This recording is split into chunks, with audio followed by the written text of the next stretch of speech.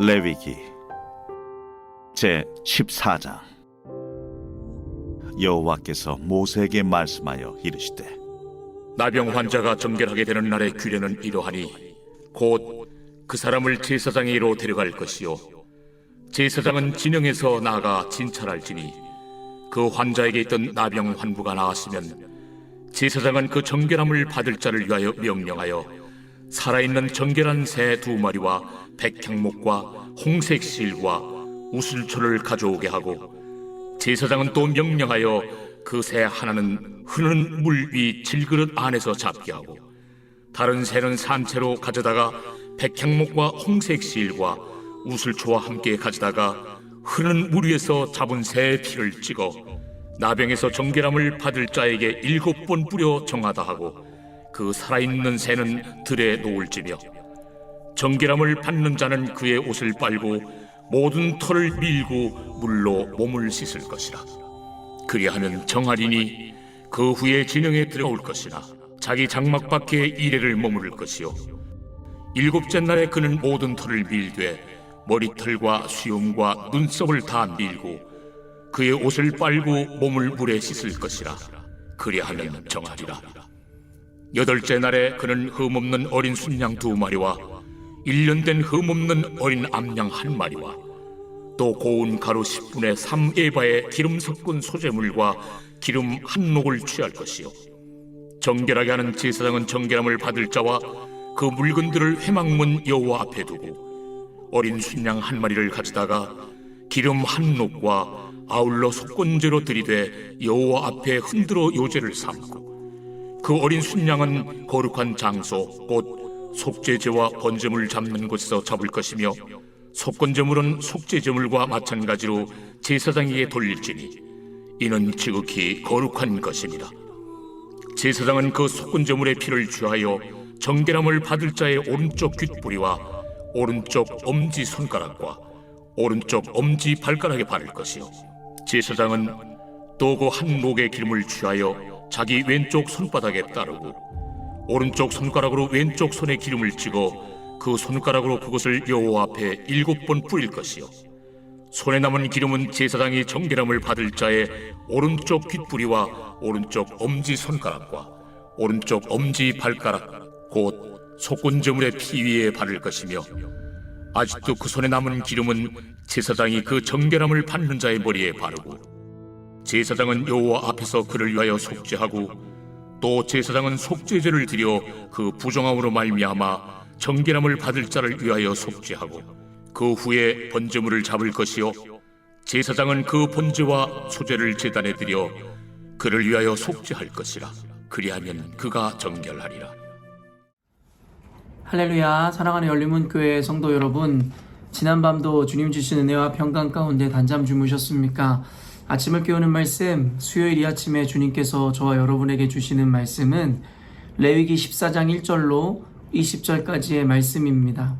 오늘도 주시는 말씀을 통하여 저와 여러분의 삶 가운데 선명한 성경적 기준이 세워지길 원하며, 또한 그 기준대로 살아내심으로 주님 주시는 자유를 마음껏 누리시며 살아가는 오늘이 되었으면 좋겠습니다. 오늘 말씀에 대하여 매일 성경의 해설자는 완치가 된 자가 따라야 할 절차라는 제목을 붙였는데요. 말 그대로 오늘의 본문에는 피부병, 특별히 나병 환자들이 그 나음을 입은 후에 그들이 따라야 하는 어떤 조치들이나 후속 절차에 대해서 다루고 있는 본문입니다. 사실 요즘 레위기 말씀을 보거나 오늘의 말씀만 보아도 사실은 뭐가 이렇게 복잡한 규례나 어떠한 절차들이 많은가에 대해서 사실은 우리가 의구심을 가질 수밖에 없을 것 같습니다.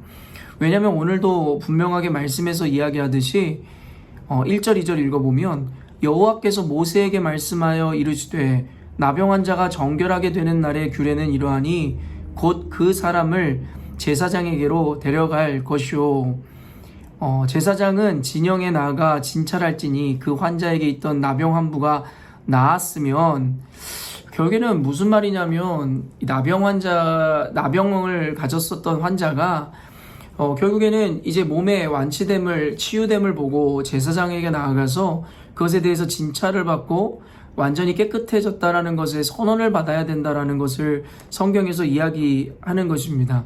근데 재밌는 것은 오늘 본문에도 나오지만 3절 말씀처럼 나병 환부가 나았다라는 것입니다. 얼핏 생각하면은 이미 나병이 다 나았으니까 된 것 아닌가라고 생각할 수도 있지 않습니까? 성경에서는 이 나병, 그리고 어제 그 곰팡이라고 비유되어졌던 그런 세균, 그 모든 것을 부정하다고 이야기했기에 오늘날의 우리의 관념에 그것을 대입해보면 그 부정함이란 곧 죄를 의미하는 것입니다. 그런데 그 곰팡이가 사라지거나 나병이 사라져 환부가 나았다라는 의미는 무엇이겠습니까? 단순 대입하면 그 죄가 사라졌음을 의미할 수 있다라는 거예요. 그런데 오늘 본문을 보면 환부가 나았는데 그 세균이, 그 질병이 사라졌는데 어찌 단순히 생각하면 그 죄가 이미 없어졌는데 그 이후에 지켜야 되는 절차가 한두 가지가 아니라는 것이죠. 저는 오늘 말씀을 보면서 그런 생각이 들었어요. 참으로 복잡하지만 결국에는 우리가 죄에 대해서 이처럼 신중하면서도, 그리고 이와 같이 참 어떻게 보면은 이 죄에 대해서 굉장히 깊이 생각하고 그리고 그것에 대해서 고심해야 된다라는 생각으로 적용할 수 있었습니다. 우리는 죄라는 것에 대해서 사실은 경계를 하면서도 굉장히 그 죄를 좀 우습게 보거나 가볍게 보는 경향이 있는 것 같습니다. 물론 예수 그리스도의 보혈을 의지함으로 주님 앞에 회개했을 때 그 죄가 깨끗이 씻음을 받는다라는 것은 이견이 없으며 어쩌면 그 절차 자체가 굉장히 간소하고 간편하다라고 이야기할 수 있을 것 같습니다. 그러나 말 그대로 예수 그리스도의 은혜로 말미암아 우리가 이와 같이 간편하게 예수의 은혜로 이 죄 씻음을 받을 수 있는 것이지, 그렇게 간편하게 우리가 죄 씻음을 받는다 하여 그 죄의 중함이 덜하거나 그 죄라는 것에 대해서 우리가 쉽게 생각해서 해도 된다라는 것을 의미하는 것은 아니라는 것입니다. 오늘 본문에 나오는 이와 같은 정결함에 대해서 복잡한 절차나 예식이 있었던 이유는 그만큼 죄라는 것이 그렇게 중하고, 죄의 무게가 그렇게 중하고 죄라는 것은 심각하다라는 것을 나타내는 장면이 아니라 할 수 없을 것입니다. 근데 오늘날의 우리들은 예수 그리스도로 말미암아 어떻게 보면 값없는 은혜로 우리의 죄를 간편하게 씻을 수 있는 어떠한 방도를 주님께서 마련해 주셨는데, 그로 말미암아서 우리 안에 이 죄에 대해서 느끼는 이 생각이라든가 그리고 우리들의 마음가짐이 죄를 굉장히 아무것도 아닌 것처럼 치부해버리는 것은 아닌가라는 생각이 들었다라는 거예요. 그렇기 때문에 예수님 앞에 회개했으니까 나는 됐어, 나는 죄를 지었지만 이제는 괜찮아 라는 식의 자신이 진 죄에 대해서 아무런 고민도 그것에 대해서 아무런 정죄감도 없이 그 다음에 똑같은 죄를 반복해서 저지르는 것을 보게 되더라는 것입니다. 밀양이라는 영화가 자주 언급되지만 그 영화를 본 그리스도인들이나 비그리스도인들이 모두 충격을 받았던 이유가 무엇입니까? 끔찍한 죄를 지었지만 자신은 예수를 믿으니까 나의 모든 죄는 씻김을 받았기 때문에 나는 더 이상 아무렇지도 않아 라고 쉽게 이야기하는 그를 보며 충격에 빠졌던 것입니다. 예수 그리스도의 보혈은 그 어떠한 죄여도 씻을 수 있는 능력이 있음은 한치의 의심의 여지가 없는 것입니다. 그럼에도 불구하고 예수 그리스도의 은혜로 말미암아 구원을 얻고 죄 씻음을 받은 우리들의 태도가 그렇다고 해서 그 밀양에 나오는 어떤 인물처럼 그렇게 자신이 지은 죄에 대해서 아무렇지도 않게 이야기해도 된다라는 것을 의미하는 것은 아니라는 것입니다.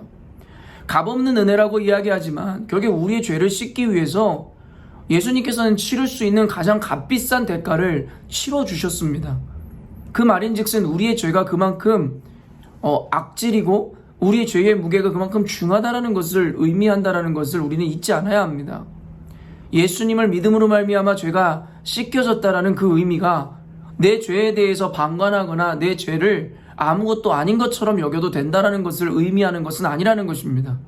그러므로 이 영상을 보는 저와 여러분들이 예수를 믿음으로 말미암아 자유함을 얻고 죄 씻음을 얻었다 할지라도 우리가 지은 죄에 대해서는 반성하고 고심하고 그것에 대해서 아파하는 마음을 가짐으로 다시는 이와 같은 죄를 짓지 않기 위해서 우리는 끊임없이 노력하고 그것에 대해서 반성할 수 있어야 한다는 것입니다.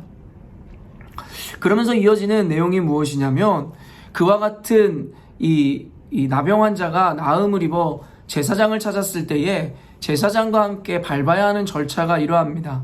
4절부터 읽어드리면 제사장은 그 정결함을 받은 자를 위하여 명령하여 살아있는 정결한 새 2마리와 백향목과 홍색 실과 우슬초를 가져오게 하고 제사장은 또 명령하여 그 새 하나는 흐르는 물 위 질그릇 안에서 잡게 하고 다른 새는 산채로 가져다가 백향목과 홍색 실과 우슬초와 함께 가져다가 흐르는 물 위에서 잡은 새의 피를 찍어 나병에서 정결함을 받은 자에게 7번 뿌려 정하다 하고 그 살아있는 새는 들에 놓을지며. 레위기에서는 참 복잡하지만 동일한 패턴들과 영적인 원리들을 우리들에게 가르쳐 줍니다. 우리가 죄사함을 얻기 위해서는 그 죄를 대신 전가받아 결국에는 대신 희생을 치러야 하는 제물이 있어야 한다는 원리입니다.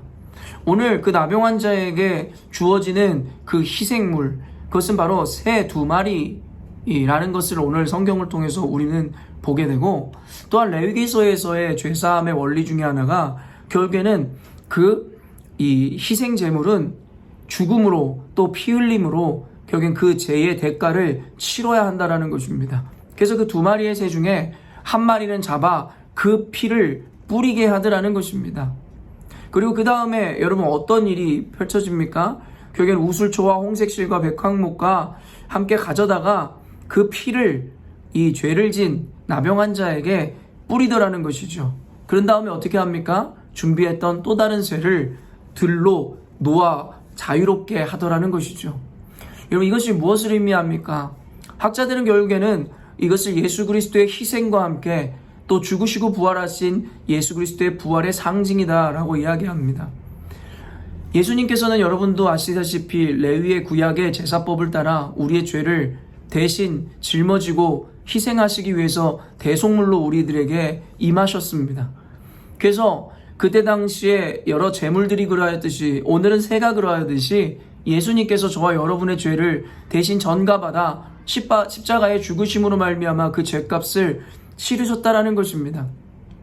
그러나 예수 그리스도의 위대함은 여기서 끝나는 것이 아니라 죽으신 이후에 다시 부활하심으로 말미암아 우리들에게 영원한 생명, 그리고 다시는 죽지 않아도 되는 완전한 형벌에서의 구원을 허락해 주시더라는 것입니다. 그리고 부활하신 주님께서는 비로소 우리에게 죄와 사망의 권세에 묶이지 않고 자유롭게 살아갈 수 있는 진정한 자유를 허락하셨다라는 것이에요. 오늘 이 2마리의 새의 의미가 바로 그것입니다. 죄에 묶였었던 우리들이 그 희생 제물로 말미암아 결국에는 우리의 죄의 값을 치루었고, 그리고 그 죄를 이 새를 날려보냄으로 말미암아 죄에서 해방받은 우리는 완전한 자유함을 누릴 수 있게 되었노라는 상징적인 표현임이 의무인 것입니다. 이 2마리의 새의 역할을 예수 그리스도 홀로 감당하심으로 우리의 죄값을 치르셨을 뿐만 아니라 우리를 모든 죄와 구속으로부터 자유케 하셨다라는 것입니다. 여러분 예수 그리스도를 믿는 우리들에게 주어지는 특권이 바로 이와 같이 2가지 은혜임을 우리는 깨달아야 합니다. 첫째는 우리가 죽을 수밖에 없는 그 이유인 그 죄에서부터 우리를 완전히 해방시켜 주신다라는 것이고, 또 한 가지는 예수를 믿어 모든 죄의 굴레에서 해방된 우리들은 영원한 자유함, 날아간 새와 같이 자유를 누리며 살아갈 수 있는 특권과 은혜를 누리게 되었다라는 것입니다. 근데 오늘 말씀을 보면서 이 새를 비유하였듯이, 이 새를 통하여 예수 그리스도의 그 은혜를 우리들에게 상기시켜 주듯이 결국엔 예수님을 믿는 그리스도인들은 자유로워야 되며 그 어떤 것에서도 구속을 받지 말아야 합니다. 근데 오늘날의 이 그리스도인들은 이와 같은 성경에 대한 온전한 인식과 이해가 결여됨으로 말미암아 예수 그리스도의 그 값비싼 희생을 싸구려 희생으로 바꾸어 놓았다라는 것입니다. 그 말은 무엇이냐면 예수 그리스도를 믿고 주님을 구주로 고백하는 순간 우리의 그것 또한 추악한 죄악들도 모두 씻김을 받아 과거와 현재, 미래의 모든 죄를 주님께서 짊어지시고 죽으심으로 우리의 죄에 대한 죄값을 치러 주셨다라는 것입니다.